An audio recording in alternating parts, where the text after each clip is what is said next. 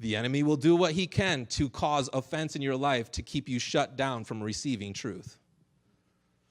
I fully believe this, but offense is the number one tool of the adversary to keep the mature believer from receiving what God has in their life. Offense. You see, I say the enemy doesn't want us to hear the word, but we become Christian in our patterns to the point where we don't even realize that there are things in our lives that prevent us from actually hearing. Unforgiveness, ingratitude. Okay, these are all things that the Lord is saying that is not going to work. And so the enemy wants us to keep us from hearing. So it says, when they hear, Satan comes when? Immediately. Immediately. Have you ever gone to church and, man, you're like in the presence and you're like, oh, yeah, this is good stuff, right? And the Lord's ministering to you, and on your way out, that one person looks at you the wrong way, and you are just upset.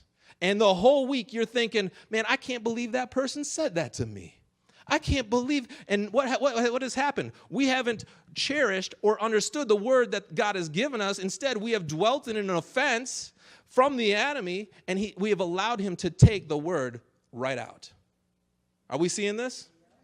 And so Satan comes immediately and takes away the word that was sown in their hearts.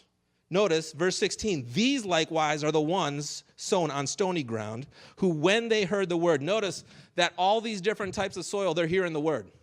They're all hearing, okay? But it's stony ground. And so it says, these likewise are the ones sown on stony ground, who when they heard the word, immediately received it with gladness. And they had no root in themselves, and so endure for only a time. Afterward, when tribulation or persecution arises for the word's sake, immediately they stumble. Now these are the ones sown among the thorns. They are the ones who hear the word, and the cares of this world, the deceitfulness of riches, and the desires for other things entertaining in choke the word, and it becomes unfruitful. But these are the ones sown on good ground, those who hear the word, accept it, and bear fruit. Doesn't that sound like John 15? These are the ones on good ground, those who hear the word, accept it, and bear fruit, some 30-fold, some 60, and some 100. And so Jesus is talking about how we are to bear fruit in our lives. And notice what Jesus is emphasizing in all these examples. He's emphasizing the condition of the ground of your heart.